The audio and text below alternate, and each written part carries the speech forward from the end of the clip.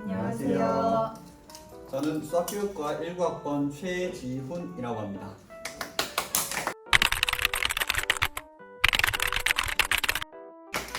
안녕하세요. 저는 영어교육과 1학번 안서현입니다.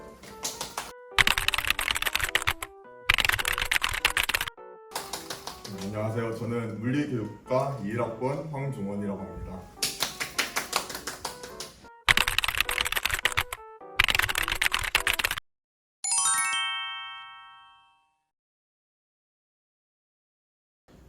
저 같은 경우는 이제 부중에서 일을 했었는데, 저희 4대 부중 같은 경우에는 아침에 일어나는 건 선생님들이 다 제일 각각이겠지만, 저희는 이제 7시 20분쯤에 수학교육과 사람들끼리 다 같이 택시를 타가지고 7시 45분쯤에 도착을 해서 바로 출근부를 쓰는 걸로 시작했습니다.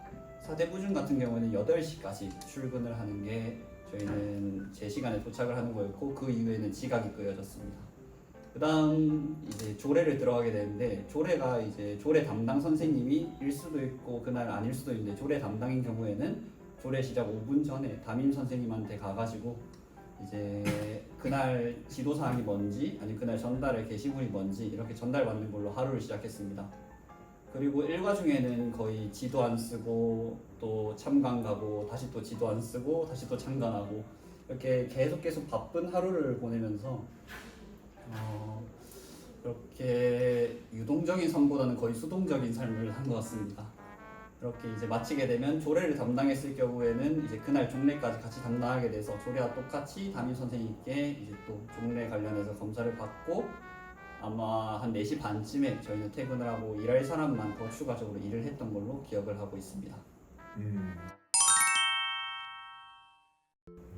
저는 수업 시험 같은 경우에는 이제 다 대학생이고 어느 정도 흥미가 있고 관심이 있는 주제로 수업을 진행하니까 수업 참여나 집중에 문제가 없었는데, 실제 수업을 가니까 학생들이 조금이라도 흥미나 관심이 없는 내용의 수업을 진행하면은 되게 집중을 못하는 모습을 보이더라고요.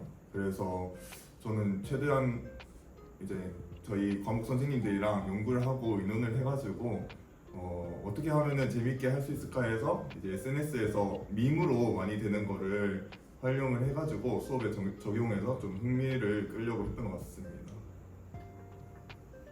어떤 뮤비를 활용하는 거예요?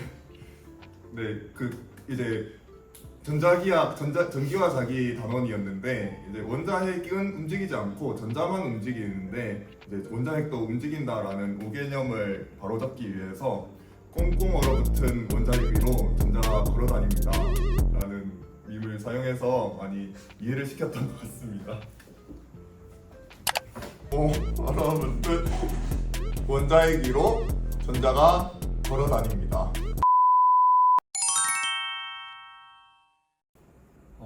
저 같은 경우는 재밌는 에피소드인지는 사실 애매하긴 한데, 일단 제가 수업하는 반 학생 중에서 이제 달리기를 잘하는 친구가 한 명 있었습니다. 자기가 이제 대구 경북에서 이제 순위권에 드는 친구였는데, 제가 이제 가끔씩 이제 수업을 한 다음에 시간이 남을 때마다 그런 달리기 얘기나 아니면 뭐 관련 동아리 밴드 이야기나 이런 걸 했었는데, 어느 날 운동장에서 그 친구가 이제 달리기 하는 걸 보고 있는데, 제가 수학쌤이라 그런지 모르겠지만 학생이 이제 선생님 달리기 이야기 하는데 저랑 달리기 승부 한번 하실래요? 라고 하더라고요. 그래서 근데 제가 조금 달리기를 잘하긴 합니다. 그래서 이제 아이가 그래도 대구 경북 순위권이고 이제 하니까 달릴 때 저도 모르게 이제 힘을 줘서 이제 달렸는데, 뒤에 돌아보니까 애가 반포기 상태로 걸어오고 있더라고요. 그래서 좀 씁쓸하지만 웃긴 그런 에피소드가 있습니다. 저 같은 경우는 아까 이제 말씀드렸던 그 교문 지도 때 이제 학생들이 이제 밝게 인사를 해주는데, 그게 인사를 하는 게 주 업무가 아니라 사실은 학생들 이제 복장 단속을 하는 건데, 그때 이제 슬리퍼를 신고 등교한 학생들이 있으면 잡아야 하거든요. 근데 이제 어떤 학생이 너무 해맑게 인사를 하면서 슬리퍼를 신고 안 잡히고 싶었는지 달려가면서 이제 선생님 이렇게 하고 지나가더라고요. 근데 제가 차마 그걸 붙잡아서 너 벌점이야 할 수가 없어서 그렇게 웃으면서 보내준 에피소드가 있습니다.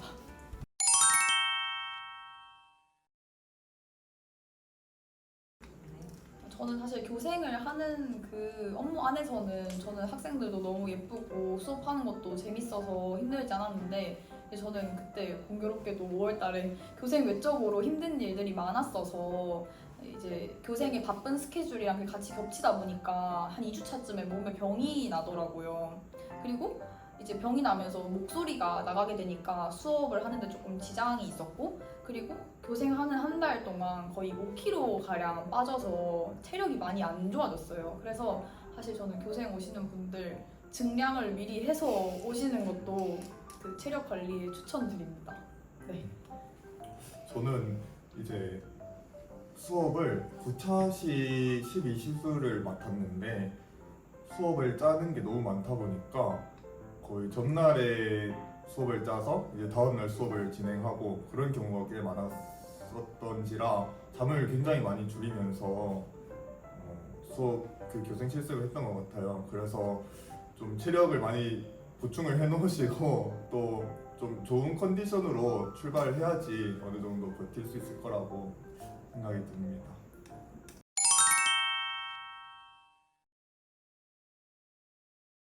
저는 학생 때 이제 실제 현장 학교 현장에 가장 가까이서 그 관찰을 할 수 있고 본인 적성이나 이렇게 직업에 대해서 생각을 할 수 있는 기회라고 생각을 해서 이제 교생 실습을 하면서 자신에 대해서도 잘 생각을 해보는 게 좋을 거라고 생각합니다.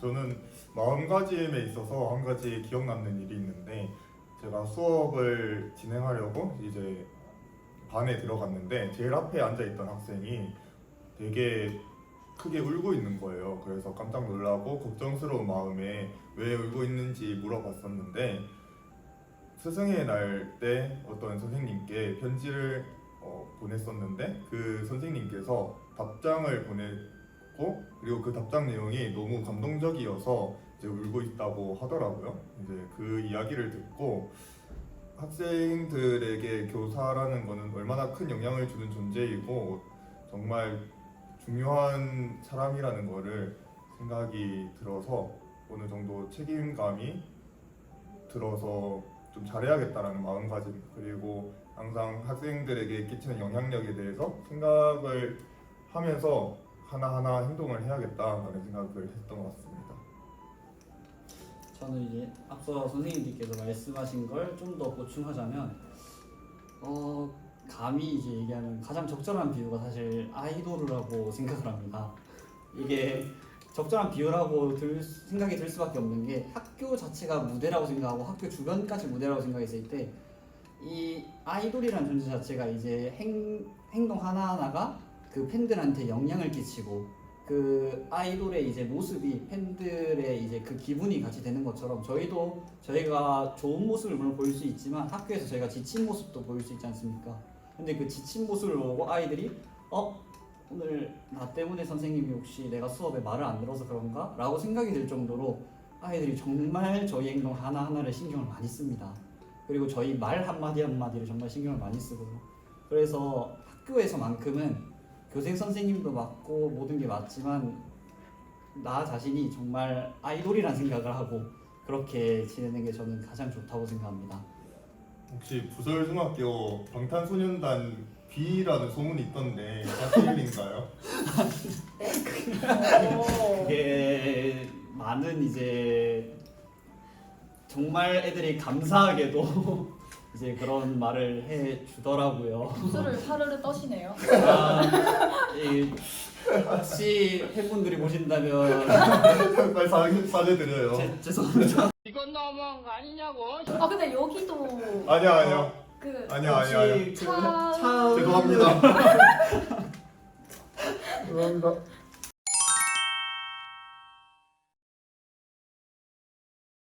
해드리고 싶은 말은 그 선생님이라는 이름이 너무 무겁게 느껴진다고 생각하는 분들도 있을 건데 사실 선생님이라고 해도 교생 선생님으로 가는 거 우리 담당 선생님들도 다 아시고 학생들도 다 알고 있거든요.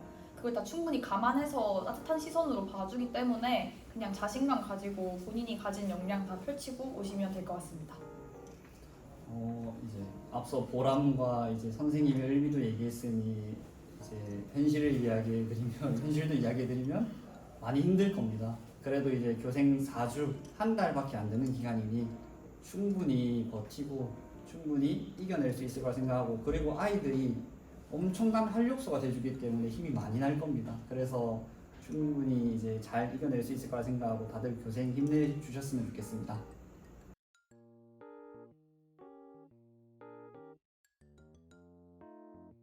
박자가 맞아야 되나? 교생 화이팅!